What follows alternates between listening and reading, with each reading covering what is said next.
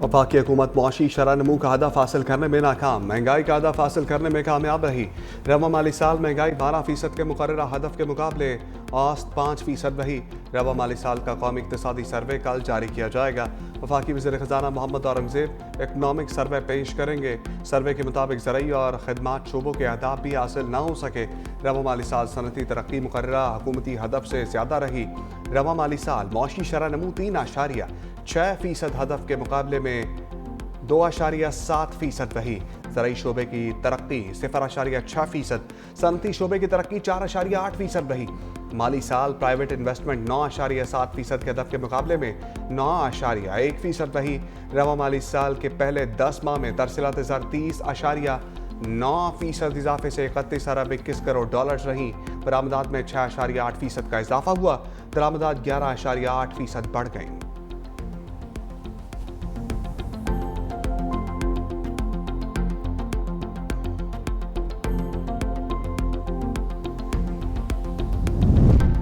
बिजली के 2 मीटर्स लगाने पर पाबंदी के हवाले से अफवाहें गुमराहकुन और अवाम में बेचैनी फैलाने की मजमूम कोशिश है।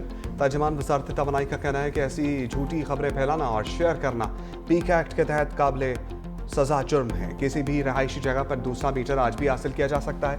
बिजली के नाजायज़ इस्तेमाल और सब्सिडी का गलत फ़ायदा रोकने के लिए कानून मौजूद था।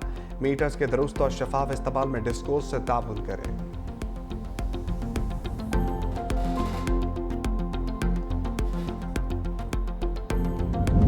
अमेरिका के बाद यूरोप में भारत को बेनकाब करने का मिशन।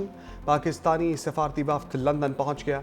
अमरीकी दौरे में बिलावल भुट्टो की क़यादत में पाकिस्तानी वफ्द ने अक़वाम मुत्तहिदा में मुख्तलिफ ममालिक के नुमाइंदों, अमरीकी कांग्रेस अरकान और दीगर हुकूमती अरकान से मुलाकातें करके भारत का मकरूह चेहरा बेनकाब किया।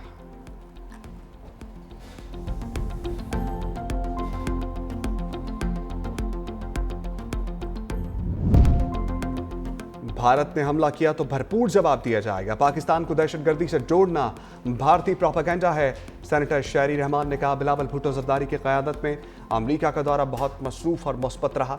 सबने भारत के पानी को हथियार बनाने की मुखालफत की। भारत की जंगजू सोच खित्ते के अमन के लिए ख़तरा है।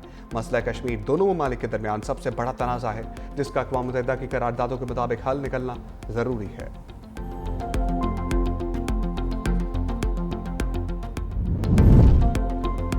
वज़ीर आज़म शहबाज शरीफ के इस्लामी ममालिक के सरबराहों से राब्ते। बहरीन के बादशाह शाह हमद बिन ईसा अल खलीफा को टेलीफोन। दोनों रहनुमाओं की उम्मत मुस्लिमा के इत्तेहाद और गज़ा के अवाम के लिए खसूसी दुआ। वज़ीर आज़म शहबाज शरीफ और कुवैत के वली अहद शेख सबा अल खालिद अल हमद अल मुबारक का टेलीफोनिक राब्ता। दो तरफ़ा ताल्लुकात को मजबूत बनाने के लिए कोशिशें जारी रखने पर इत्तफाक। शहबाज शरीफ का ओमान के सुल्तान को भी फ़ोन। ईद उल अज़हा की मुबारकबाद दी। दोनों रहनुमाओं ने उम्मत मुस्लिमा के दरमियान इत्तेहाद और हम आहंगी के लिए दुआ की।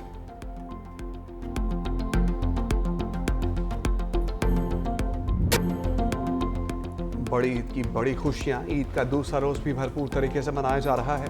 कोई आज बना मेज़बान तो किसी ने मेहमान नवाजी का लुत्फ उठाया। रिश्तेदारों के यहाँ दावतें उड़ाई गईं। अवातीन ने रात के लिए भी मेन्यू तय कर लिए। बच्चों के तफरीही मकामात पर सैर सपाटे। कराची में साहिल समंदर पर रौनकें।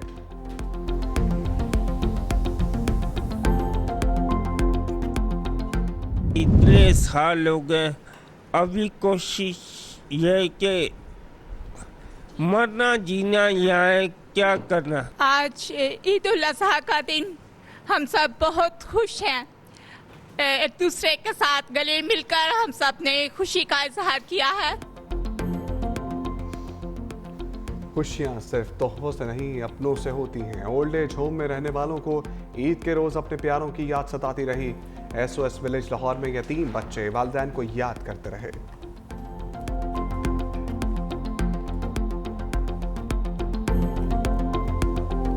काफ़ी मज़ा आ रहा है। अभी थोड़ी गर्मी है, इसलिए अब हम अभी थोड़ा रेस्ट कर रहे हैं। इसलिए अब शाम को हम बैठ जाएंगे, फिर बर्गर्स वगैरह, और फिर दोस्तों के साथ खेलेंगे और इंशाल्लाह काफ़ी मज़ा आएगा। खेलूँगा, दोस्तों से मिलूँगा और उनसे बातें वगैरह करूँगा। किया इलेक्ट्रिक ने आवाम को ईद के दूसरे दिन भी ना बख्शा। लोड शेडिंग मुसलसल जारी। कराची के मुख्तलिफ इलाकों में बिजली के लोड शेडिंग से शहरी परेशान। घरों में फ्रिज के अंदर रखा गोश्त खराब होने का खदशा।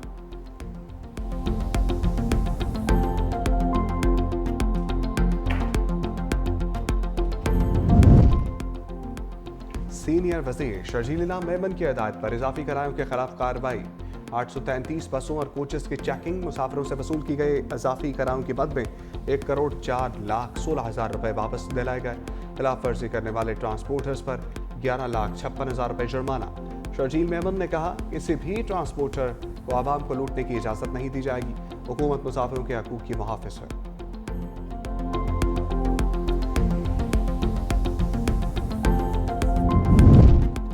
हुज्जाज कराम आज तीनों शैतानों को कंकरियां मारकर मिना से रुखसत होंगे। गरूब आफ्ताब के बाद मिना में क़याम करने वाले चौथे दिन भी रमी करेंगे। हाजियों की वतन वापसी का सिलसिला 10 जून से शुरू होगा। पहली हज परवाज 307 हाजियों को लेकर जद्दा से इस्लामाबाद पहुंचेगी। 11 जून को 8 परवाजें हुज्जाज कराम को लेकर पहुंचेंगी।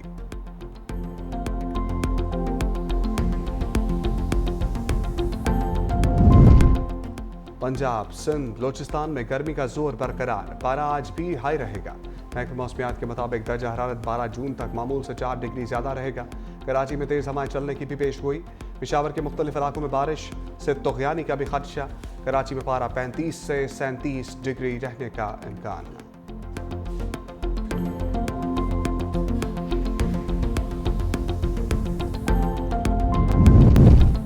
डेरा इस्माइल खान में कार बेकाबू होकर गहरी खाई में जा गिरी। 4 अफराद जहां वहां को 2 जख्मी हो गए। हादसा तहसील दरनजादा में पेश आया, जहां वहां होने वालों में 2 भाई, एक 7 साल बच्चा भी शामिल।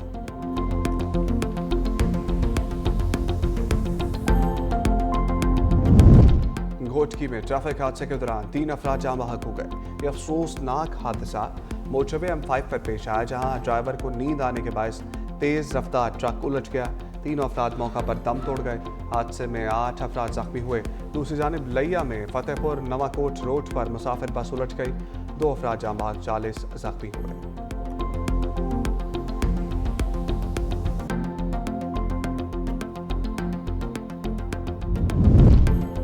रायपुर में देरीना दुश्मनी ने 2 अफराद की जान ले ली। पीर घोट के करीब मुखालिफिन का घर पर दावा। फायरिंग करके बाप बेटे को कत्ल कर दिया। एक बेटा जख्मी। पुलिस ने कार्रवाई शुरू कर दी।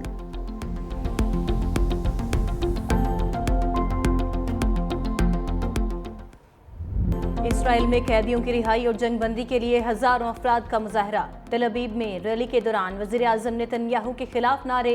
मुजाहरीन का कहना था, नेतन्याहू ने अपनी सियासत के कैदियों की जिंदगी को दांव पर लगाया। इसराइली वजीर आजम की